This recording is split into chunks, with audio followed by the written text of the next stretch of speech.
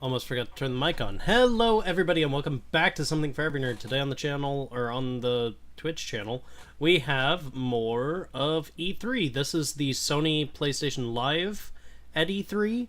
Right now they're currently still talking about Dreams, but in a few seconds they're going to be talking about Spyro Reignited Trilogy. So I just wanted to check that out, then I might transition playing some games with some friends, maybe. Depends on who's around. And then we're coming back for Kingdom Hearts 3 at 5:15 p.m. So that's the plan. So yeah. Let's do this. Spyro the Dragon. Well, I mean the guy from Dreams. Stay tuned to Media Molecules channels. I'm sure we'll have more info when that comes along. Thank you, Mark. Thank you, Holly. Thank you. Pleasure. Thank you very much. And that's going to do it for Dreams. Stay tuned. We have a lot more coming up on live from PlayStation Live from E3.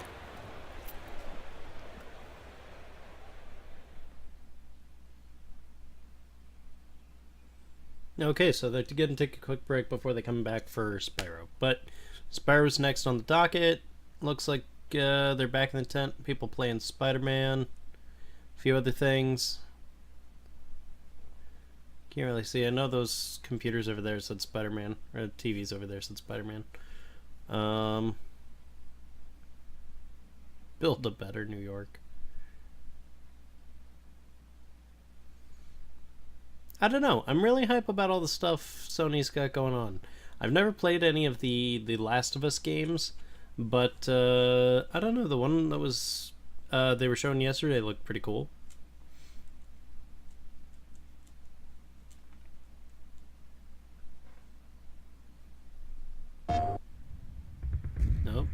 Nope. Trailer. For something different. No one gives a damn about you. Pardon me.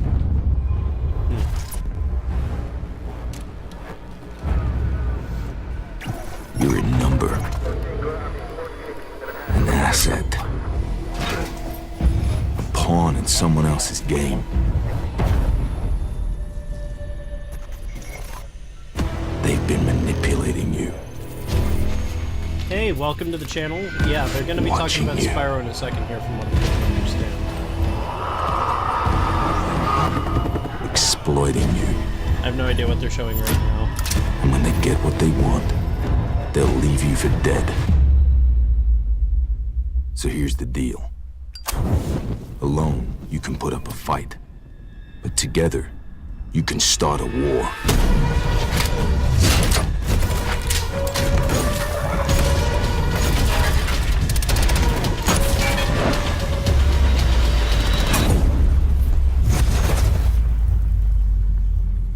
Black Ops 3.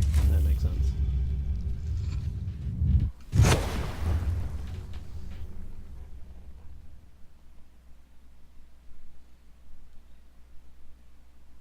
Hey Sandy, welcome back.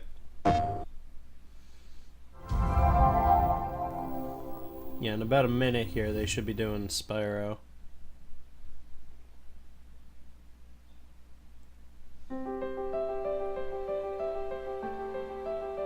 If I could paint, maybe I would. Oh, they're getting like some sort of 3D VR paint thing. Okay.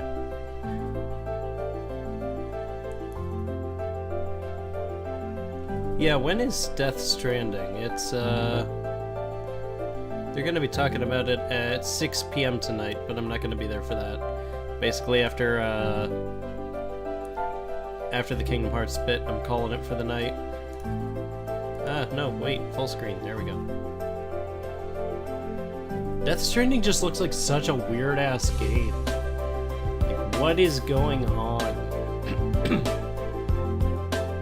I won't get it myself, but I might watch someone play it.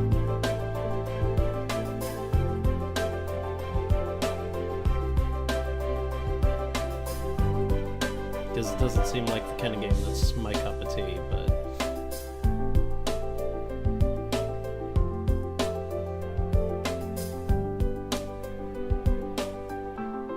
Because I was never big into Silent Hills either. Or Silent Hill. That whole franchise. Because I'm not huge into horror or thriller games. PlayStation. So, anything Kojima's kind of like, I appreciate your talent, but it's not for me.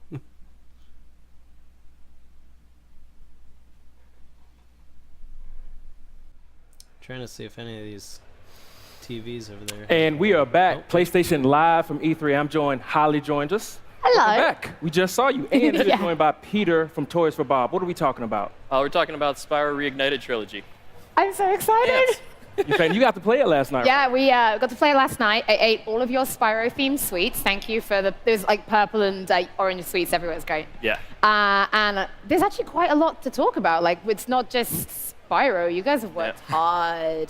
Yeah, with the 3 games, it's sort of huge, and this is the 20th anniversary from when he first came out. That reminds me Years. how That makes old me I am. very old. I know, me too. Yeah. It makes me feel very old. PlayStation 1 game. Yeah, it's totally worth it though. Like, this was the perfect time to bring him back.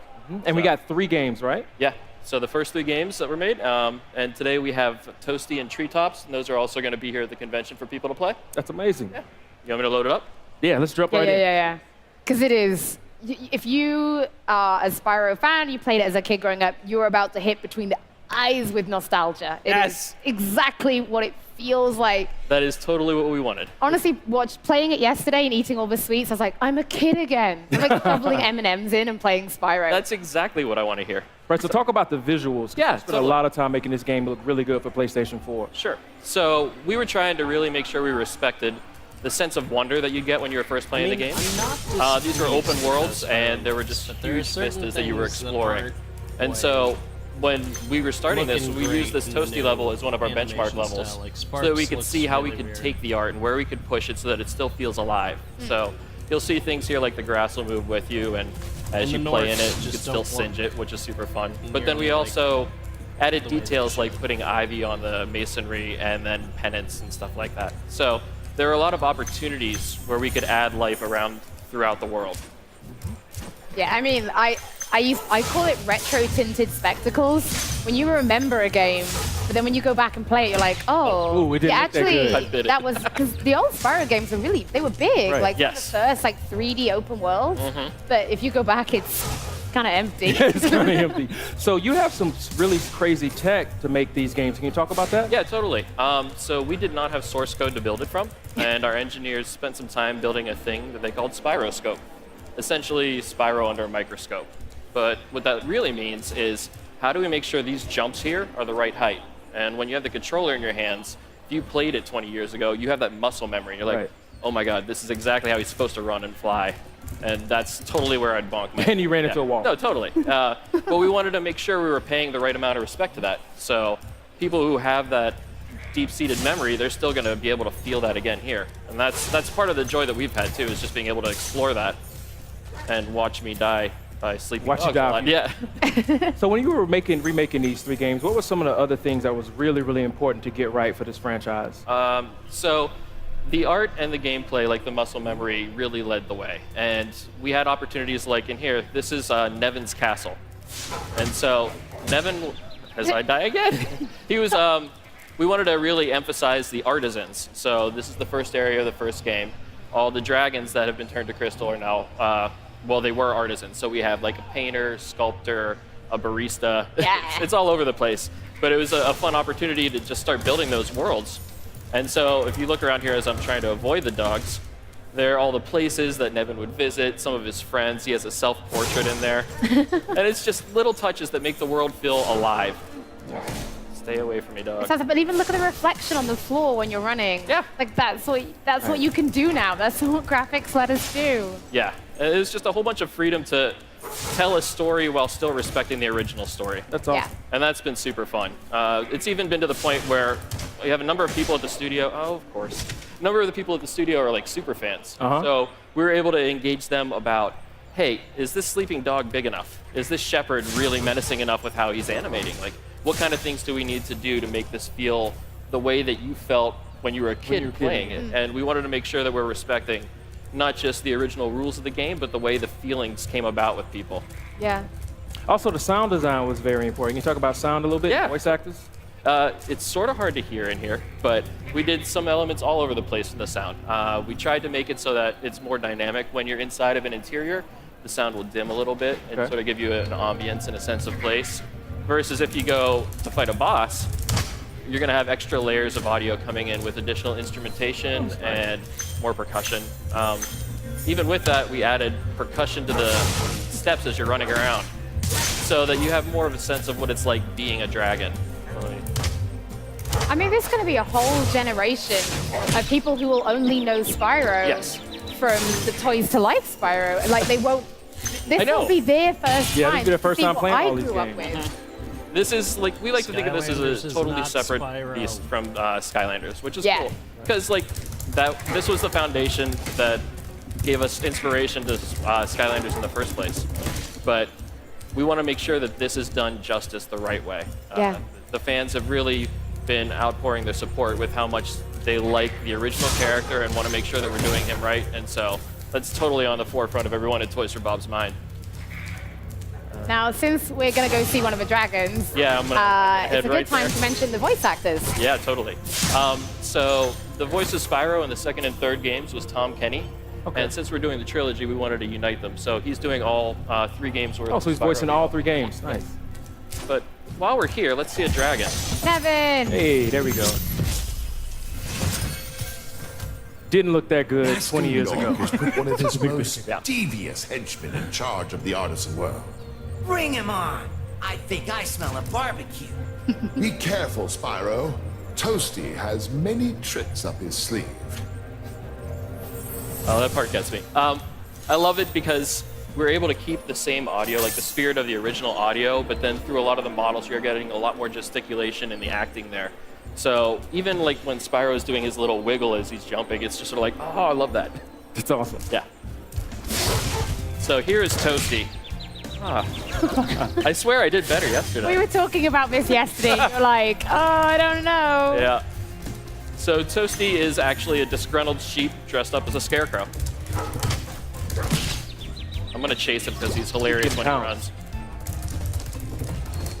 The noise, the pitter-patter of the feet, brings back that memory to me. Yeah. These are my favorite comments now. Oh my god, why don't they just get someone who can play the game? Yep. You're like, dude, he's making it. Like, he's made the game. Like, you make the game, you should be an expert at it, right? Yep. That's the lie that we always tell everyone. You should be I'm an expert passionate at dying. That's what's more important. So the Spyro series has a rabid, really active fan base. How has the fan reaction been so far? We've seen a lot that we've loved too. People have been outpouring how they're feeling about the design of the characters, and it's just been sweet to see. Look at Toasty. A lot of times in the studio we'll actually look through some of the comments just as inspiration. Nice. It helps people feel like just super pumped to get through the rest. Yeah, your work is definitely appreciated.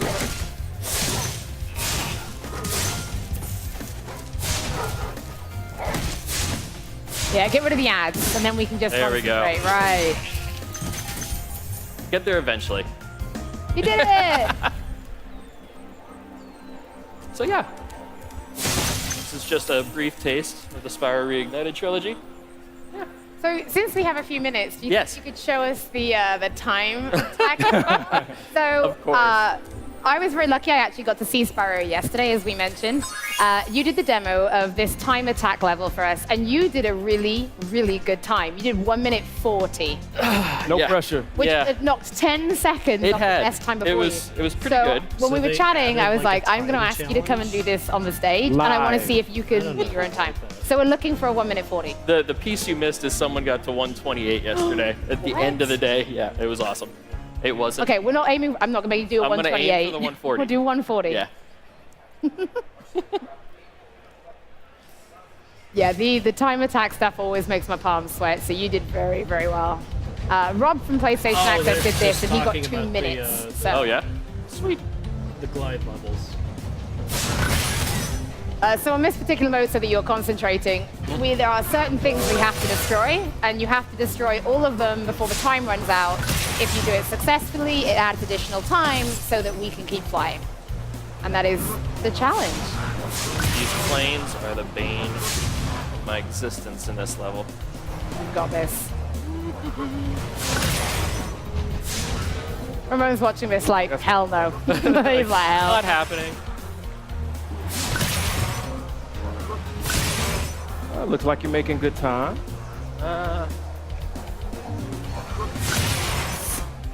No, I gotta get that plane too. Go for those gates. The team is gonna be embarrassed by me. I'm embarrassed. There he is. for him. There's a specific order that these get done in. There's always been a specific order to these. He's not gonna make it.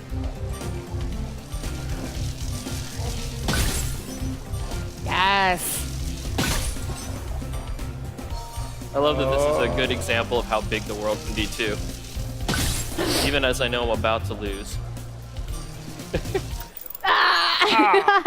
So close.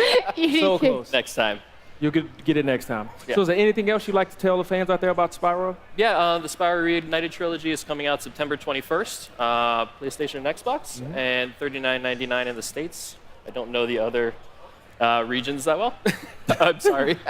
Well, thank you so much for showing and doing Thank on you the so game much for the us. time. I really appreciate it. Thank you. Yay, I'm back in my childhood again. Yeah. All right, that's it from us, but we'll be right back with more live from PlayStation at E3. All right, so Thank you guys so much. Spyro Reignited.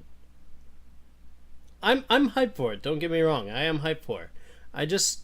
I'm still not 100% on some of the artistic choices they made, but yeah, I'm still gonna get it and I'm still gonna play it because I've been playing it on the channel already as the original versions. But yeah.